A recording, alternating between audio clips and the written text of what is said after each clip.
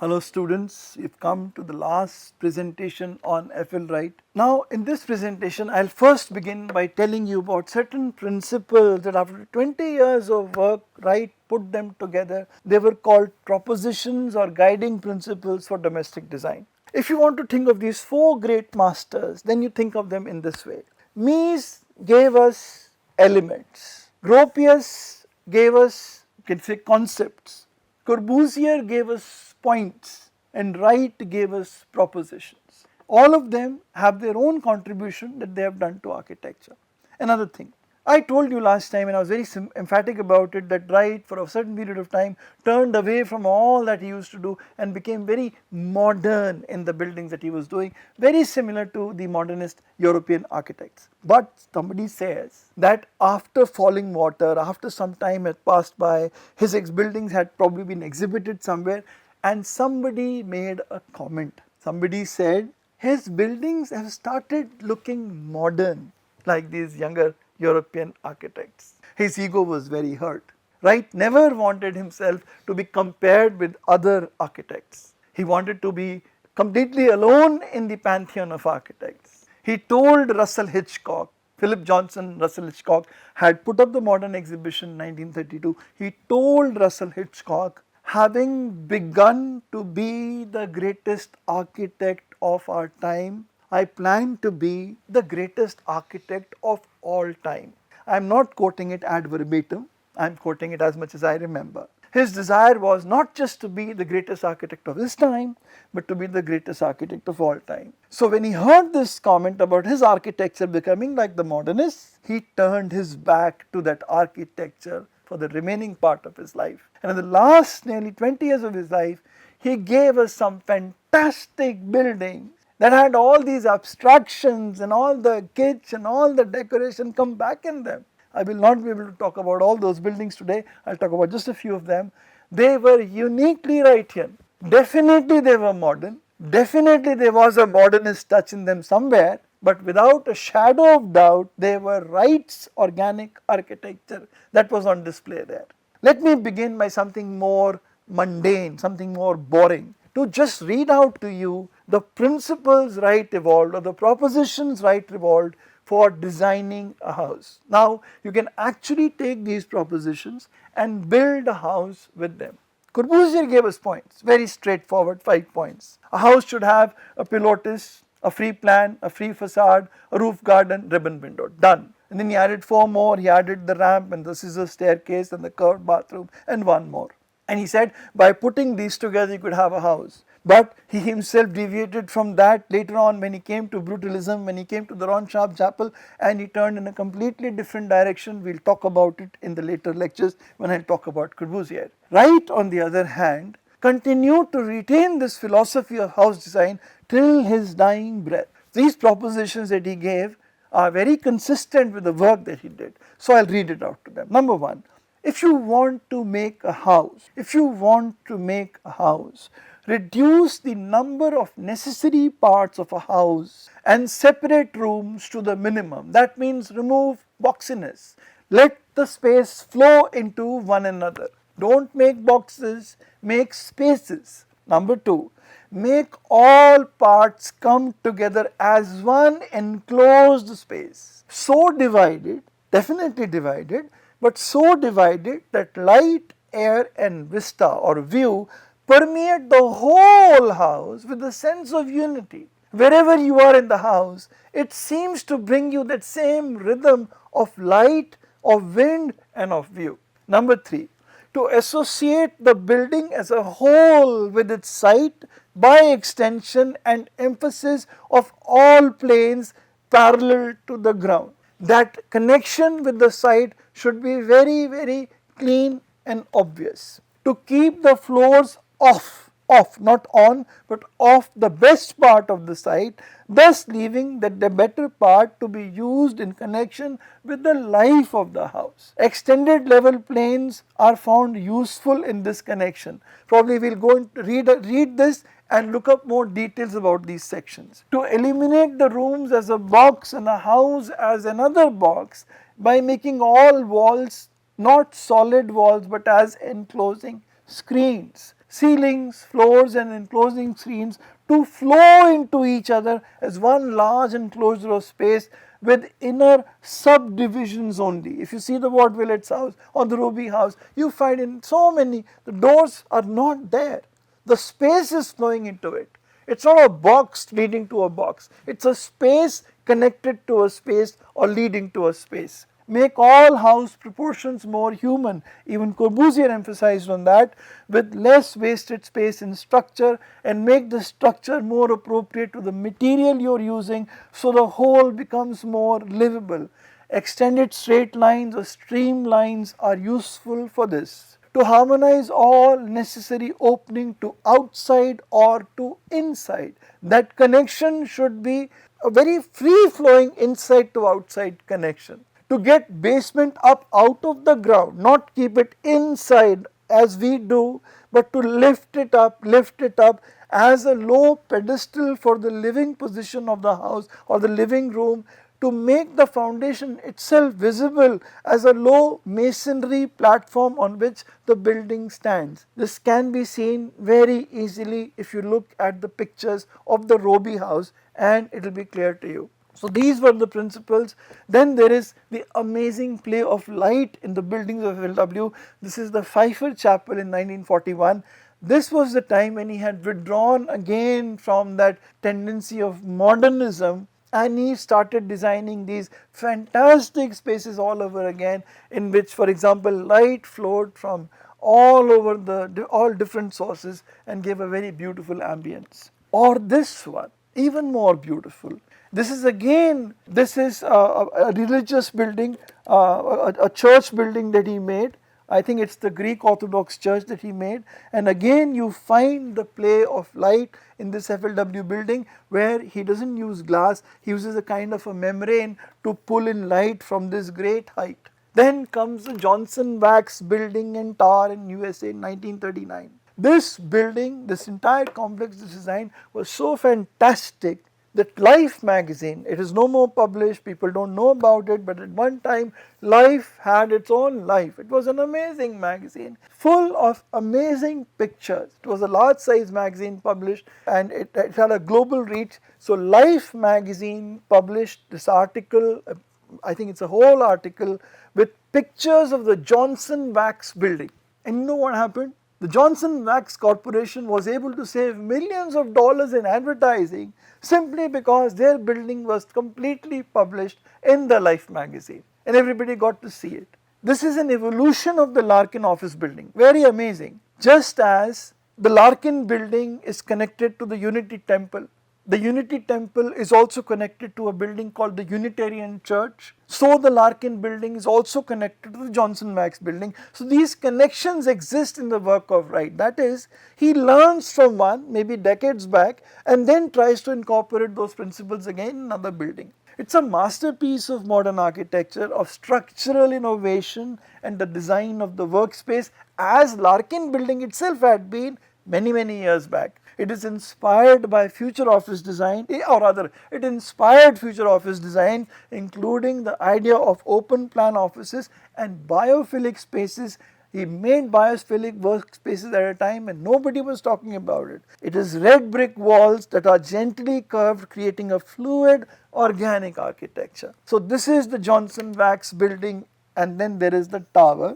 The whole plan is actually based on a circular, partly circular grid, and you see these circles all around. You see there are columns that are mushroom columns that have got a circular base and a circular top. Enclosed, sealed space is the main room, the main office space of the Larkin building.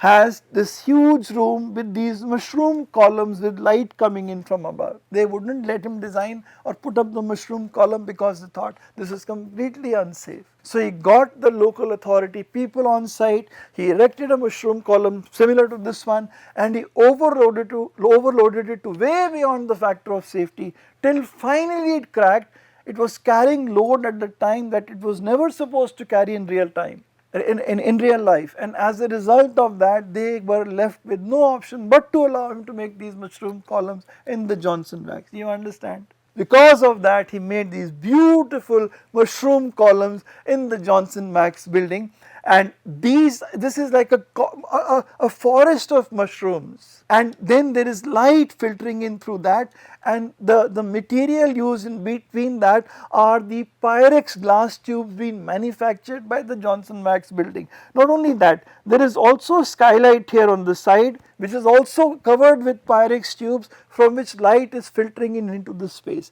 So in the daytime there is ample natural light flowing in, and you don't need artificial light.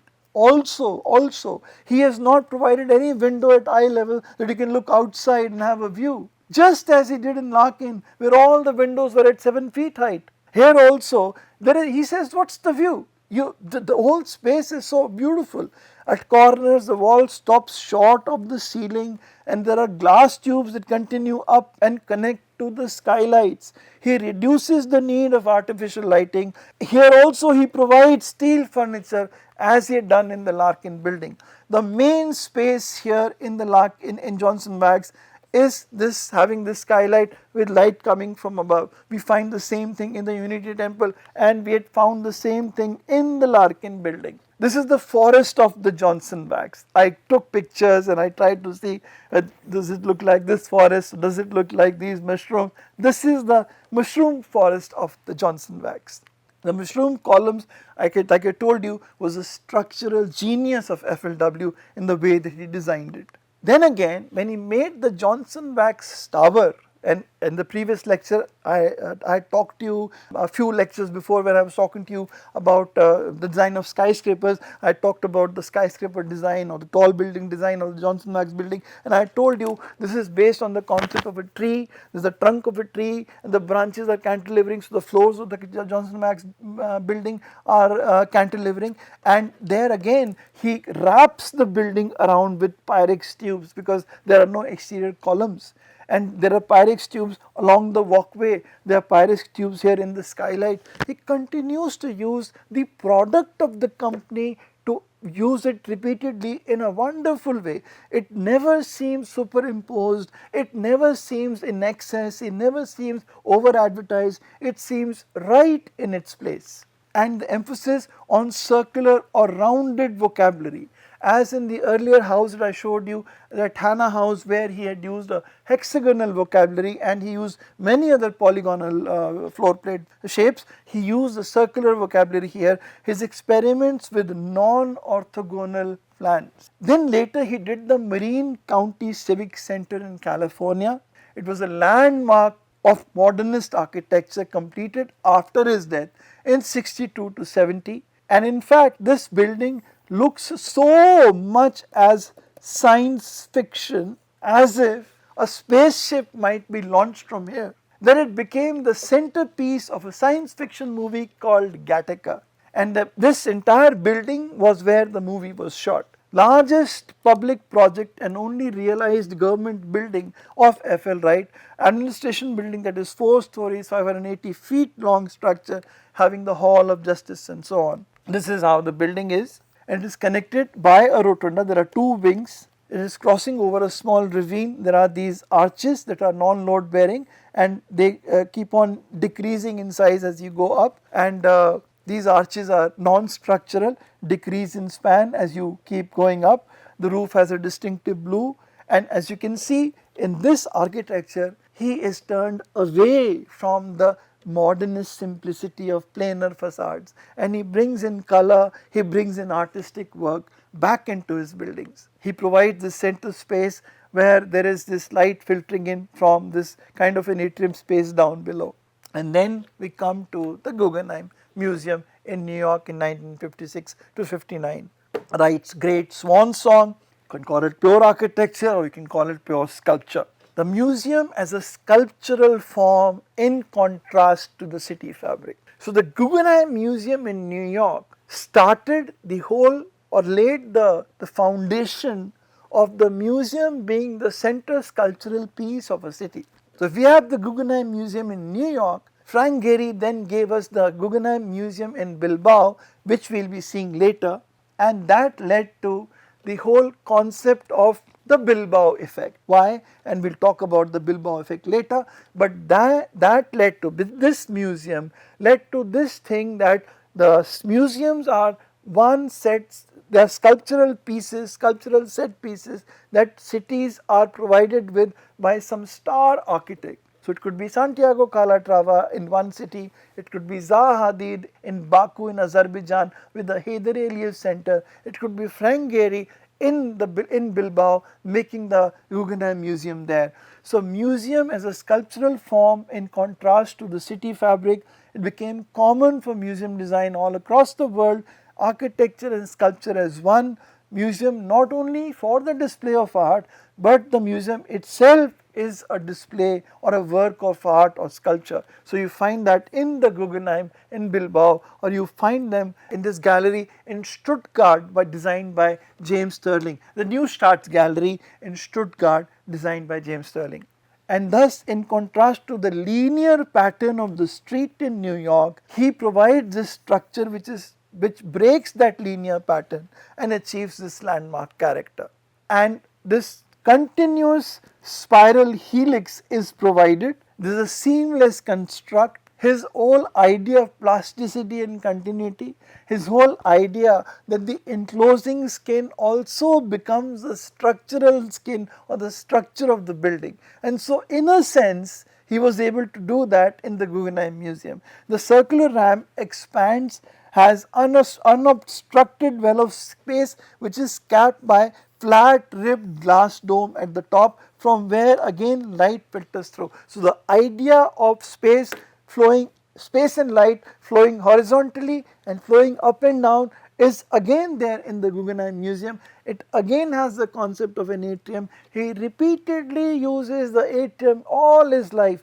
Once having found an idea that seems to work, he repeats it in the Larkin building, in the Johnson Wax, in the Unity Temple, in the Civic County building, in the Guggenheim Museum. He keeps on bringing the atrium to pull in light from the top. Not traditional format of different spaces at different or separate display rooms as would normally happen in a museum, which obstruct the continuous flow of movement, but rather he has a large ramped interior within. Visitors can look at the entire display in the exhibition by one continuous movement. So what really happens is that if you enter the Guggenheim Museum, you go up the Guggenheim Museum by an elevator. These ramps are at a slight slant, and you start coming down the ramp, and as you come down, you see the art pieces that are displayed on the curving wall. Not only that, wherever you are standing, in one shot, you look around and you are able to see what the entire exhibition is about, because you are able to see all the displays more or less. So generally in a museum where art is displayed in different sections, you see one but you don't know what is there in the next section. In the Guggenheim, you are able to see all the sections together. You enjoy them in totality, and yet you enjoy them singularly because you are standing in front of that one particular art piece. So you go through the continuous flow, you come down, and then you go out of the museum. So a new organic architecture of one floor flowing into another. Even Wright had not tried that before. Though he was able to think of space and light flowing in the vertical direction, in the Unity Temple he provided these cantilevers so that the space would be connected at the ground level, would seem connected with the people sitting in the cantilevered spaces, or the people working in the galleries of Larkin would seem connected to people working in the atrium, but he could never, but even then the floors were separate. Here in the Guggenheim Museum, there is no idea of first floor, second floor, third floor.